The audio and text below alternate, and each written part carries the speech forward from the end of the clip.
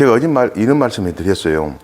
고객과 설계사가 티키타카가 돼야 된다. 말을 주고받고가 잘 돼야 된다는 이야기를 했잖아요.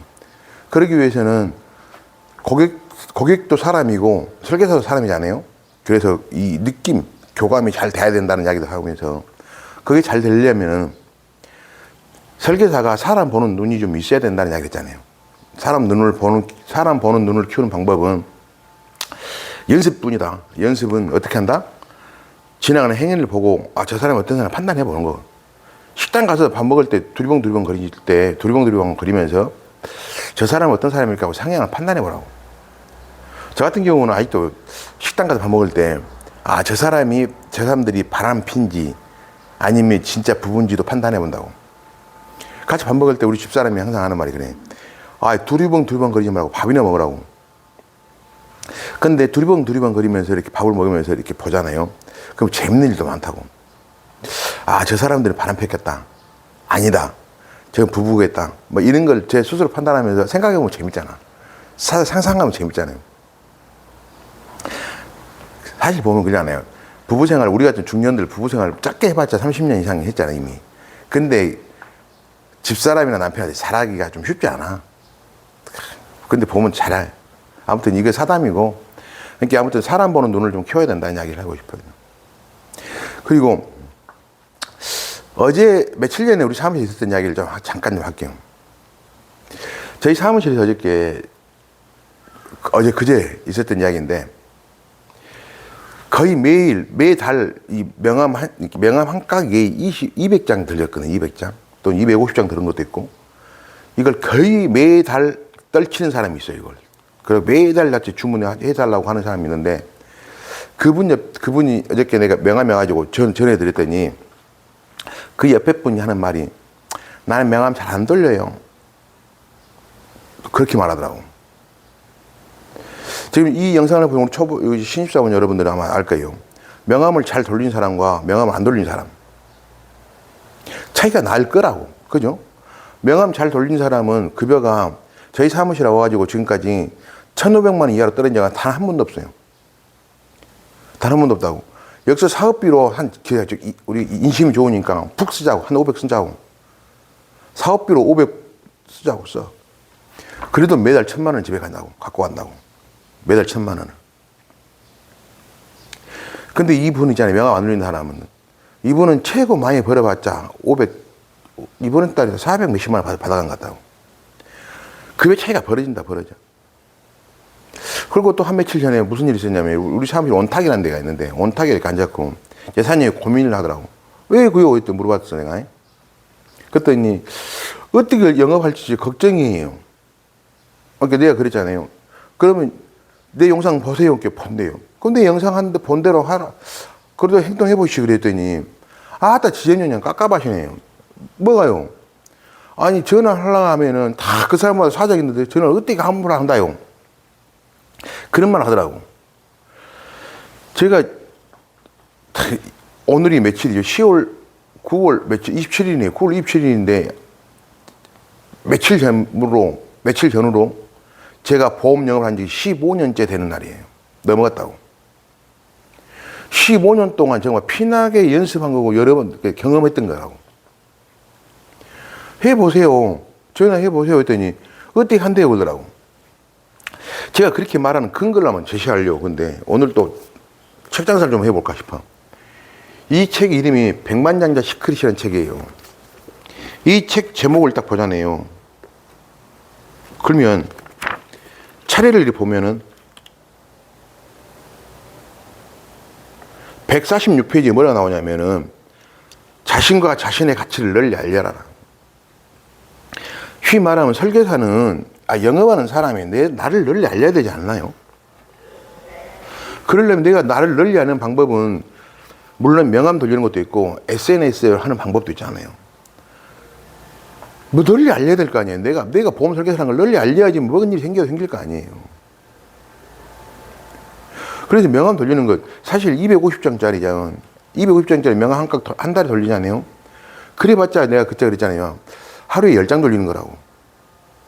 그래봤자 하루에 10장 돌리는 거라고. 그래서 그 여사한테 어떻게 명함이라고 돌리는지 하루 잘 돌리고 했더니 자기는 있잖아요. 보면 줘요.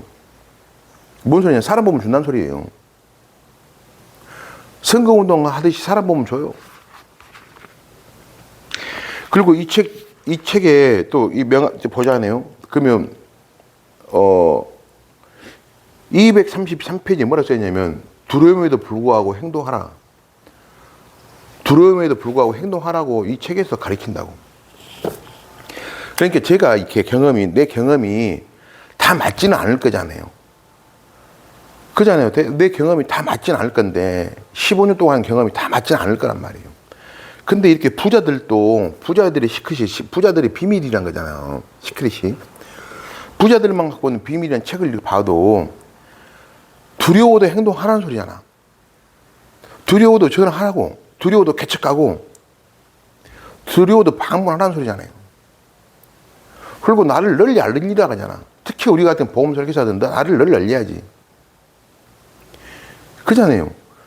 제가 이런 말도 전에 했던 이야기인데, 사이토 히토리라는 사람이 일본의 상당한 부자야. 자주 성공한 사람인데 그 사람이 학력이 중학교죠. 중졸. 근데 이 양반이 뭐라 했냐면 지구는 행동하는 별이다라고 말한다고. 아무리 생각해봤자 행동 안 하면 진짜 10원짜리 커녕 1원짜리도 안 떨어진다고. 어저께 그 며칠 전에 앉아서 고민하니 그 양반 뭐 실적 말하면 좀 기절할 정도인데 조금 팔았다고. 결국은 행동해야 이게 결과가 나온다고. 우리 심사원 여러분들은 내가 지금 예를 들었는데 결국은 보험 영업은 내가 아무리 많은 경험 이야기를 이렇게 영상을 해도 본인이 행동하지 않으면 결과는 절대 나오지 않는다는 거예요. 행동하기에 앞서 내가 무조건 불안할 거잖아. 당연하다고, 당연히. 근데 내가 해야 된다고. 이 책에서도 그랬잖아요. 뭐라고 하냐고. 두려워도 행동해라. 부자들의 행동이, 부자가 되는 첫 번째 점이 행동하는 거거든. 행동해야 된다고. 자, 오늘 뭐 벌써 7분 가까이 8분이 가까이 되는데, 이야기를 좀 잠깐 했고, 무슨 이야기를 할 거야, 그러면은, 오늘 내가 종신보험이잖아, 종신보험. 아, 왜 유튜브를 보거나 뭘 보면 종신보험을 못 살게 하는지 참, 불쌍한 우리 종신보험. 종신보험에 대해 잠깐 이야기 좀 할게요. 종신보험의 원래 뜻은 부모님이 돌아가실 때 또는 내가 죽을 때 자식들에 대해서 상속을 해주자는 뜻이잖아. 원래 뜻이 이거였고 종신보험이 생긴 원래 목적이 이거였다고. 근데 사람들이 수명이 길어져 보니까 여기 좀 변환이 됐다고. 변환. 약간 종신보험도 살아야 되잖아. 그렇게 지가 진화가 됐다고. 진화됐는데 사실 보면 그러잖아요. 종신보험의 이름으로 아니 사람들한테 혜택만 주면 되잖아. 그런데 그걸 갖고 씹고 막 종신보험이 아니지 지니 변환이 되냐 있잖니 막. 아무튼 그렇다 지금 뭐 씹는 사람들 자기들 마음이 오니까 나 넘어가는데 지금 종신보험은 단기납 종신보험이라고 5년 납, 7년 납이 있다고. 5년 납, 7년 납이 보험이 있어요. 근데 이게 지금 보면 저축성이 너무 강하더라고. 우리 같은 설계사 입장에서 보면 땡큐야, 땡큐. 이게 진짜 좋은 상품 같다고. 물론 보기에 따라서 안 좋다고 생각하는 사람이 있는데, 저 같은 경우는 이 사회생활을 막 시작하는 직장인들 있잖아요. 젊은 친구들한테는 무조건 제가 권합니다. 권한 이유를 설명할게요. 종신보험을 권할 때, 특히 이렇게 저축성이 강한 종신보험을 권할 때는 종신보험이다 말을 해야 돼요. 잘못하고 저축보험이라고 말하면 안 돼. 종신보험이다 말을 해야 된다고. 그리고 나서 장점을 말하면 된다고. 예, 봐보시면 일단 7년납, 5년납은 단기납이잖아요. 그리고 제가 사회생활을 시작하신 분들한테 이걸 권하는 이유를 잠깐 설명할게요. 벌써 10분을 다 향하는데 오늘 조금 길게 할게요. 왜 권하냐면 우리 같은 서민들이 돈을 버는 방법은 딱 한 가지예요. 딱 한 가지. 세월이라고. 세월에 투자하는 방법밖에 없다고. 우리 보통 사람들이 저금하면 어디 가냐면 은행 가요, 은행.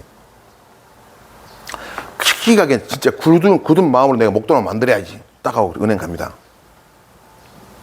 은행 갔는데 한 1, 2년 딱 넣었어요. 근데 갑자기 돈 쓸 일이 확 생기는 거야. 그러면 결국은 은행돈 깨는 거야.